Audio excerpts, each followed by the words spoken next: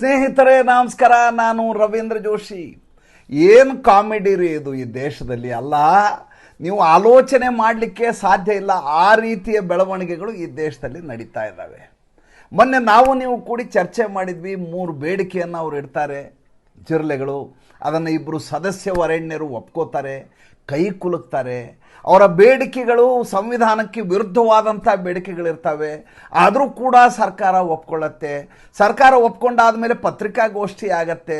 ಪತ್ರಿಕಾಗೋಷ್ಠಿಯಲ್ಲಿಯೂ ಕೂಡ ಸಚಿವರಿಂದ ಹಿಡಿದು ಈ ಕಾಕ್ರೋಚ್ಗಳಿಂದ ಹಿಡಿದು ಎಲ್ಲರೂ ಅದನ್ನು ಬಹಿರಂಗವಾಗಿ ಮಾಧ್ಯಮದವರೆದುರು ಹೇಳ್ತಾರೆ. ಅದಾದ ಮೇಲೆ ಕಾರ್ಯಾಚರಣೆ ಶುರುವಾಗತ್ತೆ. ಏನು ಒಳ್ಳೆ ಸಸ್ಪೆನ್ಸ್ ಸಿನಿಮಾ ಥರ ಹೇಳ್ತಾ ಇದೆಯಲ್ಲ ಅಂತ ಬೈಬೇಡ್ರಿ. ಇರೋ ವಿಷಯವನ್ನು ಸ್ಪಷ್ಟವಾಗಿ ನಿಖರವಾಗಿ ಹೇಳ್ತೀನಿ. ಯಾವ ವಿಷಯದ ಕುರಿತು ನಾವು ಭಾಳ ಗಂಭೀರವಾಗಿ ಚರ್ಚೆ ಮಾಡಿದೆವೋ ಅಂದರೆ ಇಮ್ಯುನಿಟಿಯನ್ನು ಕೊಡಬೇಕು ಹೋರಾಟಗಾರರಿಗೆ. ಯಾವ ಹೋರಾಟಗಾರರು ಉರ್ಫ್ ದಂಗೆಕೋರರು, ಉರ್ಫ್ ಅರಾಜಕತಾವಾದಿಗಳು, ಉರ್ಫ್ ಟೂಲ್ ಕಿಟ್ ಮಾಂಗರ್ಸ್. ಇವರಿಗೆ ಇಮ್ಯುನಿಟಿ ಕೊಡಬೇಕು, ಇವ್ರ ಮೇಲೆ ಕೇಸ್ ಹಾಕಬಾರ್ದು. ಇವರು ರಾಜೀನಾಮೆ ಕೊಡಿಸ್ತಾರೆ ಸಚಿವರದು. 5 ಸ್ಟಾರ್ ಹೋಟೆಲಲ್ಲಿ ಹೋಗಿ ಡ್ಯಾನ್ಸ್ ಮಾಡ್ತಾರೆ, ಒಂದಷ್ಟು ಹುಡುಗಿಯರು ಒಂದಷ್ಟು ಹುಡುಗರು ಸೇರಿ. ನರೇಂದ್ರ ಮೋದಿ ಅವರ ನಕಲು ಮಾಡ್ತಾನೆ ಅದರಲ್ಲಿ ಒಬ್ಬ ಸೌರವ್ ದಾಸ್ ಅಂತೇಳಿ. हेलो फ्रांस, मोदी जी आपने प्रधान का इस्तीफा लिया, उसको बर्खास्त किया, उसी के खुशी में आज हम लोगों ने केक काटा. बहुत बहुत धन्यवाद ಫ್ರಂಟ್ ಕ್ಯಾಮ್ರಾದಲ್ಲಿ ನರೇಂದ್ರ ಮೋದಿ ಅವರು ಈ ಇನ್ಸ್ಟಾಗ್ರಾಮಲ್ಲಿ ಯಾವ ರೀತಿ ಮುಖ ಮಾಡಿದ್ರು ಆ ರೀತಿ ಮುಖ ಮಾಡಿ ತಮಾಷೆ ಮಾಡ್ತಾನೆ, ಗೇಲಿ ಮಾಡ್ತಾನೆ. ಅದಾದ ಮೇಲೆ ಕಾರ್ಯಾಚರಣೆ ಶುರುವಾಗತ್ತೆ ನೋಡ್ರಿ. ನಿನ್ನೆ ದಿಲ್ಲಿ ಪೊಲೀಸರು, ಪಶ್ಚಿಮ ಬಂಗಾಳದ ಪೊಲೀಸರು, ಬಿಹಾರದ ಪೊಲೀಸರು, ಅಸ್ಸಾಮದ ಪೊಲೀಸರು ಕಾರ್ಯಾಚರಣೆಯನ್ನು ಶುರು ಮಾಡಿದ್ದಾರೆ. ಯಾವ ವಾದ ಕೊಡಲಾಗಿತ್ತು, ಯಾವ ಮಾತನ್ನು ಕೊಡಲಾಗಿತ್ತು ಇವರಿಗೆ, ಅದರ ಮಾತಿಗೆ ತದ್ವಿರುದ್ಧವಾದಂಥ ಬೆಳವಣಿಗೆಗಳಾಗಿದ್ದಾವೆ.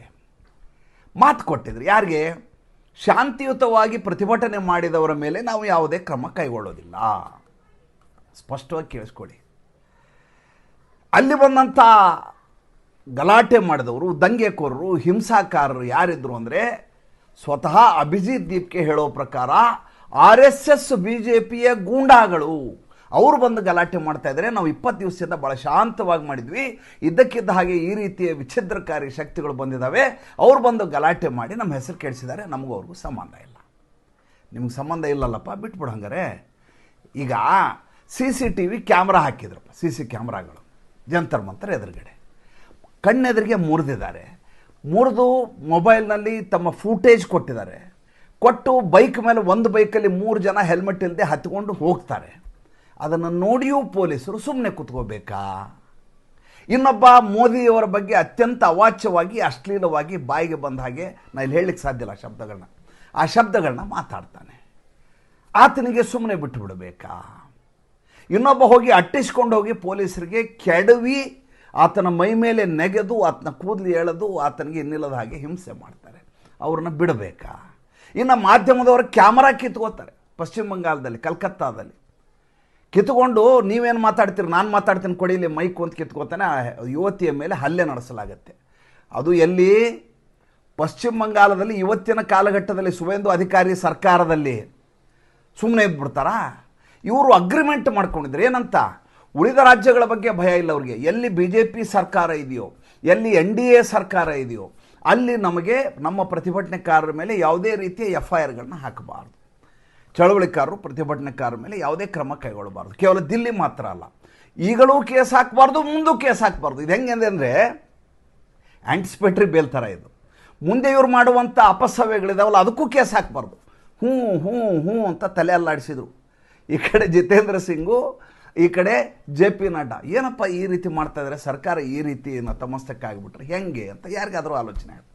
ಪೊಲೀಸರು ಹೇಳ್ತಾರೆ, ನೀವು ಮಿನಿಸ್ಟ್ರುಗಳು ಏನಾದರೂ ಮಾತಾಡ್ಕೊಳ್ರಿ, ನೀವು ಕಾನ್ಸ್ಟಿಟ್ಯೂಷನ್ ಕ್ಲಬ್ಬಲ್ಲಿ 1000 ಮಾಡ್ಬೋದು, ನೀವು ನಮಗೇನು ಅದ್ರ ಬಗ್ಗೆ ಮಾಹಿತಿ ಇಲ್ಲ, ನಮಗೆ ನೀವು ಆರ್ಡರ್ ಮಾಡಿ ಇವ್ರನ್ನ ಯಾರು ಬಂಧಿಸಬೇಡಿ ಅಂತ ನೀವು ಹೇಳಿಲ್ಲ ಅಂದಮೇಲೆ ನಮ್ಮ ಕೆಲಸ ನಾವು ಮಾಡ್ತೀವಿ. ಏಕೆಂದರೆ ನಾವು ಮುಖ ಎತ್ತಿ ಅಡ್ಡಾಡಬೇಕಾಗಿದೆ ಮಾರ್ಕೆಟಲ್ಲಿ. ಲಾ ಆ್ಯಂಡ್ ಆರ್ಡರ್ ನೋಡ್ಕೋಬೇಕಾಗಿರೋರು ನಾವು, ನೀವಲ್ಲ. ನೀವು ಭಾಷಣ ಮಾಡ್ತೀರಿ, ಪತ್ರಿಕಾಗೋಷ್ಠಿ ಮಾಡ್ತೀರಿ, ಕೈ ಕುಲುಕ್ತೀರಿ, ಹೊರಟು ಹೋಗ್ತೀರಿ. ಬೆಳಗ್ಗೆ ಎದ್ರೆ 58-60 ವರ್ಷದವರೆಗೂ ಸರ್ವಿಸ್ ಮಾಡಬೇಕಾದವ್ರು ನಾವು ಜನರ ಮಧ್ಯೆ ಇರಬೇಕು, ಸ್ಟ್ರೀಟ್ ಮಧ್ಯೆ ನೀವಲ್ಲ ಅಂತ ಕ್ರ್ಯಾಕ್ ಡೌನ್ ಶುರುವಾಯಿತು. 2600 ಜನರನ್ನು ಕಂಡಲ್ಲಿ ಹುಡುಕಿ ತಪಾಸಣೆ ಮಾಡಲಾಗ್ತಾ ಇದೆ, ಕರ್ಕೊಂಬಂದು ಎನ್ಕ್ವೈರಿ ಮಾಡಿಸಲಾಗ್ತಾ ಇದೆ. ಜಸ್ಟ್ प्रोटेस्ट में शामिल पत्थर फेंकने वालों को पुलिस घर से उठाकर ले जा रही है। भाई पहले ही बोला गया था कि प्रोटेस्ट में वही लोग शामिल हों जिनका अधिकार है, मगर नहीं, लोग मौके का फ़ायदा उठाकर पत्थर फेंकने गए थे। आज पुलिस उनको उठाकर ले जा रही है। ಇನ್ ಡೆಲ್ಲಿ ಬೇರೆದ ಮೇಲೆ ಹೇಳ್ತೇನೆ. ಇದರ ಮಧ್ಯೆ ದೊಡ್ಡ ಜಿರಳೆ ಇದೆಯಲ್ಲ, ಯಾವುದು ಅಭಿಜಿತ್ ದೀಪ್ಗೆ. ಈ ಅಭಿಜಿತ್ ದೀಪ್ಗೆ 400 ಜನ ರೌಡಿ ಶೀಟರ್ಗಳ ಜೊತೆ ಸಭೆ ಮಾಡಿದ ಮಾಹಿತಿ ಬಂದಿದೆ. ಈ ಪ್ರೊಟೆಸ್ಟ್ ಶುರುವಾಗೋಕ್ಕಿಂತ ಮುಂಚೆ ನಿಮ್ಮ ಸಹಾಯ ನಮಗೆ ಬೇಕು, ಹಿಂದೆ ಹೋದರೆ ಸರ್ಕಾರ ನಮ್ಮ ಮೇಲೆ ತೊಂದರೆ ಕೊಟ್ಬಿಡುತ್ತೆ, ನೀವು ನಮ್ಮ ಜೊತೆ ನಿಲ್ಲಬೇಕು ಅಂತ ಒಂದು ಇನ್ನೂ ದೊಡ್ಡ ಮಟ್ಟದಲ್ಲಿ ರಹಸ್ಯವಾಗಿ ಒಂದು ಸಭೆಯನ್ನು ಮಾಡಲಾಗುತ್ತೆ. ಆ ಸಭೆಯ ಮಾಹಿತಿಯನ್ನು ನಿನ್ನೆ ರಿಪಬ್ಲಿಕ್ ಟಿವಿ ಹಂಚಿಕೊಂಡಿದೆ. ಅಭಿಜಿತ್ ದೀಪ್ಗೆಗೆ ಏನು ಹೇಳಿದ್ದು ಅಂದರೆ, ಈ ಗಲಾಟೆ ಸಂದರ್ಭದಲ್ಲಿ ಆಗುವಂಥ ಅಪಸವ್ಯಗಳಿಗೆ ಇದಕ್ಕೆ ಸಂಬಂಧಪಟ್ಟ ಹಾಗೆ ನೀನು ಕೇಸ್ ಹಾಕಲ್ಲ ಅಂತ ಹೇಳಿದ್ವಿ ವಿನ, ನೀನು ದೇಶ ವಿರೋಧಿ ಶಕ್ತಿಗಳ ಜೊತೆ ಕೈ ಜೋಡಿಸಿಕೊಂಡಿದ್ದೆಲ್ಲ ಅದಕ್ಕೆ ಕೇಸ್ ಹಾಕಲ್ಲ ಅಂತ ನಾವೆಲ್ಲೂ ಮಾತೇ ಕೊಟ್ಟಿಲ್ಲ. ರಾತ್ರಿ ಎಲ್ಲ ಡ್ಯಾನ್ಸ್ ಮಾಡಿದ್ರಲ್ರಿ, ಈ ಡ್ಯಾನ್ಸ್ ಮಾಡಿದವ್ರು ಎಲ್ಲಿದ್ದಾರೆ ರೀ ಸ್ವಾಮಿ? ಈಗ ಪಾಪ ಭಾಳ ಟೆನ್ಷನ್ನಲ್ಲಿದ್ದಾರೆ ಸ್ವಾಮಿ. ಏನು ಮಾಡ್ತಾ ಇದ್ದಾರೆ ಅವರು? ಸೌರವ್ ದಾಸ್ ಇಷ್ಟು ಉದ್ದ ಟ್ವಿಟರಲ್ಲಿ ಟ್ವೀಟ್ ಮಾಡಿದ್ದಾನೆ, ನೀವು ನಮಗೆ ಮಾತು ಕೊಟ್ಟಿದ್ರಿ, ಇದು ಬ್ರೀಚ್ ಆಫ್ ಟ್ರಸ್ಟು, ನೀವು ಪ್ರತಿಭಟನೆಕಾರರ ಮೇಲೆ ಕ್ರಮ ಕೈಗೊಳ್ಳಲ್ಲ ಅಂತ ಹೇಳಿದ್ರಿ, ಈಗ ಎಲ್ಲ ಕಡೆ ನೀವು ಅವ್ರ ಮೇಲೆ ದಾಳಿ ಮಾಡ್ತಾ ಇದ್ರಿ ಅಂತ ಗೊತ್ತಾಯಿತು, ನಮಗಿದು ಸಹಿಸ್ಲಿಕ್ಕೆ ಆಗ್ತಾ ಇಲ್ಲ, ನೀವು ಡೇಟ್ ಕೊಟ್ಟಿದ್ರಿ 28ರೊಳಗೆ ನಮ್ಮ ಜೊತೆ ಅಗ್ರಿಮೆಂಟ್ ಮಾಡ್ಕೋತೀನಿ ಅಂತ ಹೇಳಿದ್ರಿ, ಈಗ ಯಾವುದೂ ಮಾಡಿಲ್ಲ, ಈ ದೇಶದ ಜನರಿಗೆ ನೀವು ಮೋಸ ಮಾಡಿದ್ರಿ. ಮೋಸ ಮಾಡಿಲ್ಲ, ಈ ದೇಶಕ್ಕೆ ನ್ಯಾಯವನ್ನು ಒದಗಿಸ್ತಾ ಇದ್ದಾರೆ ಈಗ ಅವರು. ನೀವೇನು ಈಗ ಹೆಂಗೆ ಅಂದರೆ, ಆ ಕ್ಷಣದಲ್ಲಿ ನಿಮ್ಮಿಂದ ತಪ್ಪಿಸ್ಕೋಬೇಕಾಗಿತ್ತು, ಮನೆಗೆ ಕಳಿಸಾಯಿತು. ಕಸ ಎಷ್ಟು ಸಿಕ್ತು ಅಂತ ಗೊತ್ತೇನ್ರಿ ನಿಮಗೆ? ಜಂತರ್ ಮಂತರಲ್ಲಿ 60 ಮೆಟ್ರಿಕ್ ಟನ್ನಿನಷ್ಟು ಕಸದ ರಾಶಿಯನ್ನು ದಿಲ್ಲಿ ಮಹಾನಗರ ಪಾಲಿಕೆ ಹರಸಾಹಸ ಪಟ್ಟು ಲಾರಿಗಳಲ್ಲಿ ಸಾಗಿಸಿ ಕ್ಲಿಯರ್ ಮಾಡಬೇಕಾದ ಪರಿಸ್ಥಿತಿ ಇತ್ತು. 60 ಮೆಟ್ರಿಕ್ ಟನ್.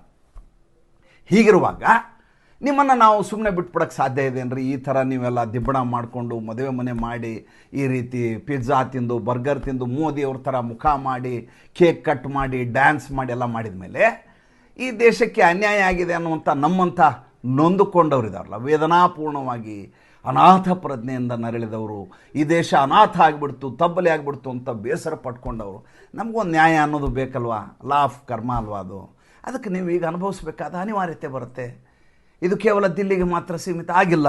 ಪಶ್ಚಿಮ ಬಂಗಾಳದಲ್ಲಿ ಒಬ್ಬ ವ್ಯಕ್ತಿ ಯಾವ ರೀತಿ ಪೊಲೀಸರ ಮೇಲೆ ಹಲ್ಲೆ ಮಾಡಿದ್ದ ಅಂದರೆ, ಆತನನ್ನು ನಿನ್ನೆ ರಸ್ತೆಯಲ್ಲಿ ನಡ್ಕೊಂಡು ಹೋಗೋ ಪರಿಸ್ಥಿತಿ ತಂದರು. ಒಬ್ಬ ಮಹಿಳೆ ಪತ್ರಕರ್ತೆಯ ಮೇಲೆ ಈತ ದಾಳಿ ಮಾಡಿ ಮೈಕ್ ಕಿತ್ಕೊಂಡಿದ್ದ, ಗಲಾಟೆ ಮಾಡಿದ್ದ, ಆಕೆ ಮೇಲೆ ಇನ್ನಿಲ್ಲದ ಹಾಗೆ ಮಾಡಬಾರ್ದೆಲ್ಲ ಮಾಬ್ ಲಿಂಚಿಂಗ್ ಥರ ಮಾಡಿದ್ರು. ಅವರು ಕರ್ಕೊಂಡು ಹೋದರು. ವ್ಯಾನಲ್ಲಿ ಕೂಡಿಸಿರೋ ವ್ಯಕ್ತಿಗಳು ನೋಡ್ರಿ, ಇವು ಜಿರ್ಲೆಗಳ, ಇವು ಜನಜಿಗಳ ಅಂತ ನೀವು ಹೇಳ್ರಿ. ಒಬ್ಬ ಗಡ್ಡ ಬಿಟ್ಟಿದ್ದಾನೆ, ಒಂದೊಬ್ಬ ತಲೆ ಮೇಲೆ ಟೊಪ್ಪಿಗೆ ಹಾಕ್ಕೊಂಡಿದ್ದಾನೆ. ಇವ್ರನ್ನೆಲ್ಲ ನೋಡಿದರೆ ಇವ್ರು ಜನಜಿಗಳ ಅಥವಾ ದೇಶ ವಿಚ್ಛಿದ್ರಕಾರಿ ಶಕ್ತಿಗಳ ಅಂತ ನನಗೆ ಹೇಳಿ.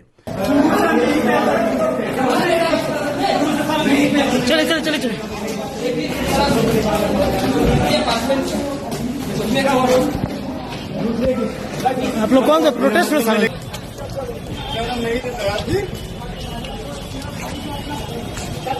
ಬಿಹಾರದಲ್ಲಿ ಲಾಲು ಯಾದವ್ ಮಗನನ್ನು ಒಳಗೆ ಹಾಕಿದ್ದಾರೆ. ತೇಜ ಪ್ರತಾಪ್ ಯಾದವ್ನ ಯಾರು ಮಳೆಯಲ್ಲಿ ಗಿಡಕ್ಕೆ ನೀರು ಹಾಕ್ತಾ ಇದ್ನಲ್ಲ ಮೊನ್ನೆ, ನೋಡಿದ್ರೆ ವಿಡಿಯೋನ?